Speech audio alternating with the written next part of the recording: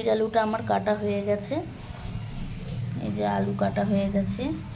এই যে মাছ, এই মাছটাকে ধুয়ে নেব আর আলুটাকে ভালো করে ধুয়ে নেব নুন দিয়ে। এই আলুর গায়ে নাল নাল ভাব থাকে, এই যে এগুলোকে লবণ দিয়ে ধুলে এই নাল ভাবটা কেটে যায়। তো আপনারা দেখতে থাকুন। তো বন্ধুরা, আমরা এখন কড়াই বসিয়ে ধনিয়া গোটা আর গোটা জিরে ভেজে নেব। শুকনো কড়াইতে গোটা ধনিয়া গোটা জিরে নেড়ে নেব। হয়ে এসছে, এটাকে এবার নামিয়ে নেব। গোটা ধনে গোটা জিরে এবার শিলে বেটে নেব। তো বন্ধুরা, এবার আমি গোটা আদা আর গোটা লঙ্কা আমি এবার বেটে নেব শিলে। এবার বন্ধুরা মাছটা ভেজে নেব। মাছটা তেলে দিয়ে দিয়েছি। তো বন্ধুরা, এর মধ্যে একটা ভোলা মাছও আছে। আমার বর রুই মাছ খায় না, তাই ওর জন্য একটা ভোলা মাছ। দেখো বন্ধুরা, আমার মাছ ভাজা হয়ে গেছে। মাছগুলোকে লাল করে ভেজে নিয়েছি। এর মধ্যে এবার জিরে ফোড়ন দিয়ে দিলাম। এবার আলুগুলোকে দিয়ে দেবো। দেখো বন্ধুরা, আলুগুলোকে দিয়ে একটু নাড়াচাড়া করে এবার আমি মাটির আলুগুলো এর মধ্যে দিয়ে দিলাম।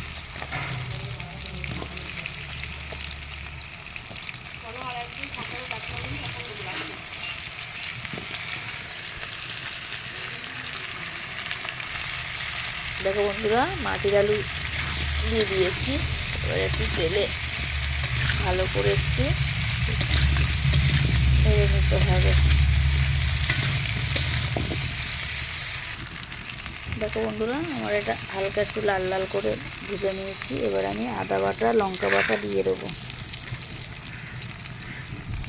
এবার ভালো করে কষাতে হবে। এর মধ্যে একটু হলুদ একটু লবণ দিয়ে দেবে, দিয়ে ভালো করে কষবো।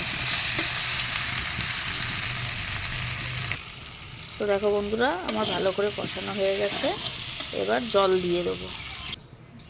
দেখো বন্ধুরা, কষিয়ে জল দেওয়া হয়ে গেছে।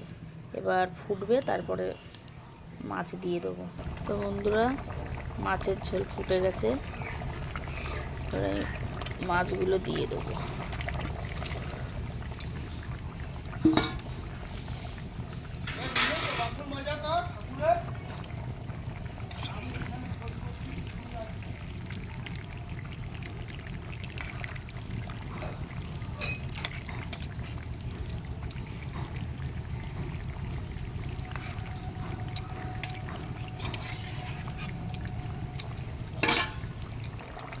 তো বন্ধুরা, আমার মাছের ঝোলটা হয়ে গেছে। এবার ভেজে রাখা ধনে আর জিরে গুঁড়োটা আমি দিয়ে দেবো।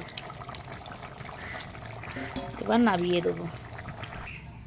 তো বন্ধুরা, আমার মাছের ঝোলটা হয়ে গেছে। তা আজকের ভিডিওটা এই পর্যন্তই। দেখা হচ্ছে পরের ভিডিওটা যদি ভালো লাগে একটি সাবস্ক্রাইব একটি লাইক অবশ্যই দেবেন। নমস্কার।